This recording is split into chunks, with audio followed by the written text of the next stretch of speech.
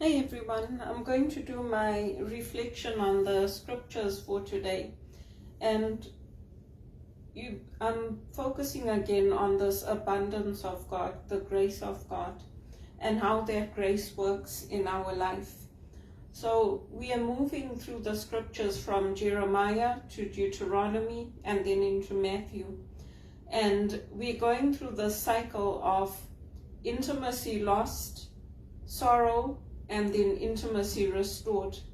And what we see in this theme that is going through the gospel, through the scriptures, is how God is working even when that covenant is broken.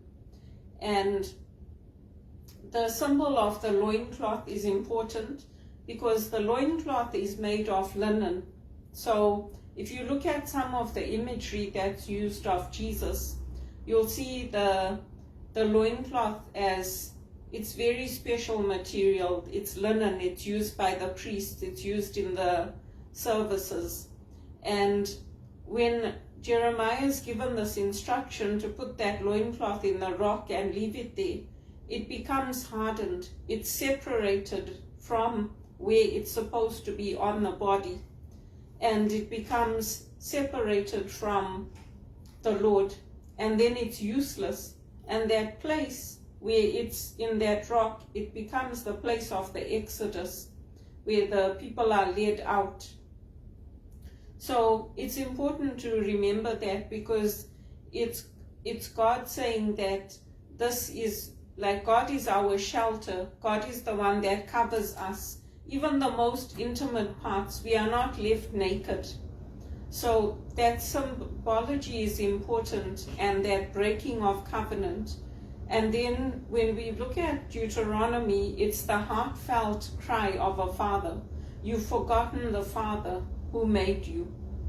And that call to come back to the Father. And when we look at the gospel, for me, what touched me in there is that God is still working, and that image of the woman leavening the bread, or the image of the tiny little mustard seed which becomes a shrub, that even the birds of the air can come and find shelter in that. And that's how God becomes our shelter. That's how God's work filters through everything, and it changes everything. And it's not about us is so much as it is about God's love for us. It's not about celebrities. It's not about status. It's about God's love for us, restoring us and helping us. And not about us being handled through middlemen or through people that represent others. It's about a close, intimate relationship with the Lord and the God who walks with us on the journey. He's not a God that is distant from us. He's not a God that is a God that abandons his children. Even if we turn away from the Father is still watching over us and still inviting us back into that covenant relationship, into his love. And our journeys in life are reflective of that. So we can have all kinds of hardships, all kinds of troubles, all kinds of being uprooted from the lands of our birth into new places. But there's always new beginnings with God. There's always new things happening, and that sorrow turning into joy. So if you take anything in your life, you could take a piece of music, or you could take something you loved growing, you can see how that changes over time. And so for me, the music is a big part of my life.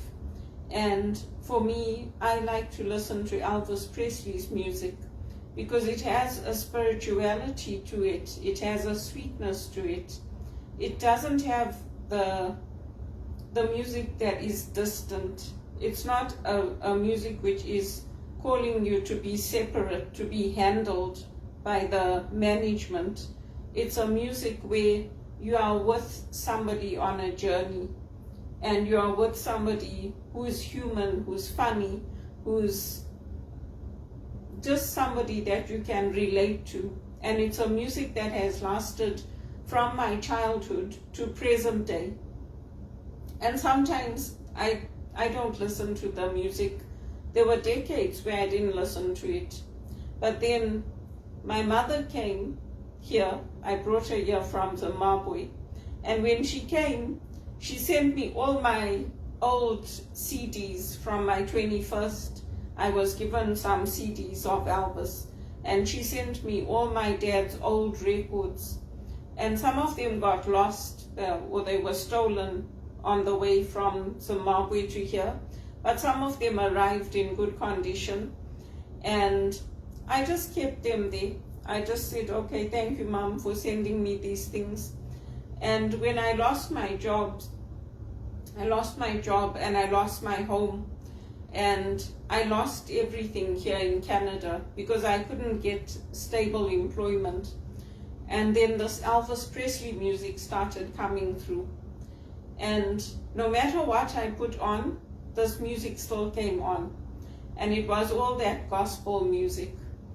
And in a way, it for me was an invitation to come back to my father, my physical father and my faith in a more deep way, and to enjoy that music again. And it's a music that's lasted from the time I was born. I grew up with Elvis playing in the house. And that's what I listen to now, and that's what I enjoy. And I don't have to be handled. There's no middleman in between to send messages. There's no, like some of these celebrities, they handle you. They go through middle management or they go through somebody who represents them. Even on their pages, many of them have social media accounts, but it's being handled. They're not actually going on there and checking those messages and all that. They have a team. They have people who handle you, and they handle their work. They handle their schedules. So for me, that's not an intimate relationship. It's not a close relationship. It's a distant relationship. Whereas from my youth, from my childhood, I've always had this Elvis music, which has a sweetness to it, that has accompanied me, so to speak, and deepened my faith journey and helped me to stay close to the Lord.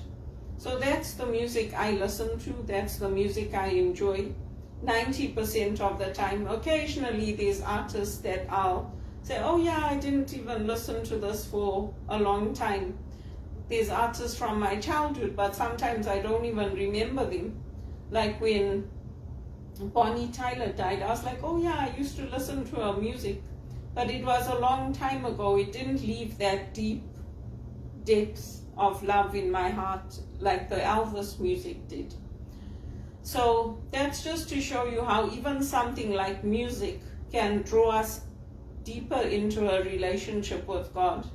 And God is working even when we can't see it. Like a woman kneading the bread with yeast, God is working in that and reminding us that if we take what is meant for our protection, for our covering, and we take it and we put it in a rock, it becomes hardened, it becomes useless, because we are not staying close to the Father, we are not nurturing it, and that would break God's heart.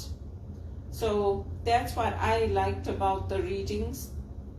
And it's also, yesterday I watched that movie, Bobby. I know it's fiction, I know that only the end part is real, but it again reminded me of my father, my dad, because he liked Bobby Kennedy, and I don't focus too much on politics and their politics, but that movie came up and I thought, oh, let me watch this, because I tried to find something to help me to relax in the evenings, and it just reminded me of my dad, and that the speeches that Bobby gave really changed things. They really made an impact. They really helped people to truly understand what the faith is about, and that when we take a stand on things, we take a stand on them on purpose, and he took a stand on purpose. So it's good to go back sometimes and to remember these things and to remember that covenant relationship, and to know that even in Jesus's time, just like in our times, sometimes it's our own Christians that will kill, that will destroy. With Bobby Kennedy's case, this man said he was a Christian, said I'm Christian, Arab Christian. But later on, when you listen to the interviews, he's saying, if I go back to Palestine, I'll be celebrated as a martyr. So we have to discern. This is where Jesus' teaching comes in, about how do we discern? How do we truly listen with the heart and sift through that so that we truly understand what it means? And I'm not one of those whose spirit has been hardened, and people have tried to harden it. They've told me, you're too sweet. Well, maybe that's part of my faith journey, but I'm not too sweet. I just have a heart that is close to the Lord. I have a heart that understands God's love and that understands my ministry and my work. And it's a long time. I didn't graduate yesterday. I graduated in 2011. It's a long time that I have been putting out my work, my reflections, helping with retreats when I get them. But as with many women, it's unpaid work. It's a ministry that is unpaid. It doesn't mean it's not work. It is still work. But I get the paid work elsewhere. I get it by going out and working in the corporate world and integrating that compassion, that love, that care into the work that I do when I am out working in a corporation, working in a non-profit, working in wherever it is that I get those opportunities to sustain myself. And so my hope is that I will get that opening and that right opening.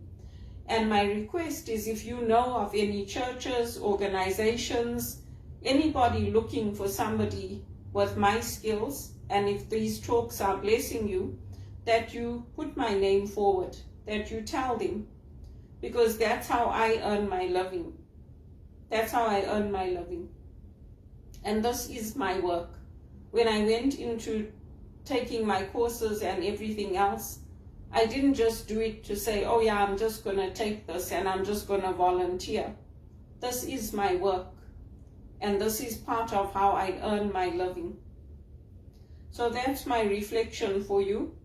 And especially when it comes to the music, the scriptures, I do like Elvis's music. He's not an idol in the sense of a false sense of idolatry. His music is something that draws me into a very sweet, intimate relationship with the Lord. And that's what I hold on to in the scriptures. It's that covenant relationship with the Lord Jesus Christ.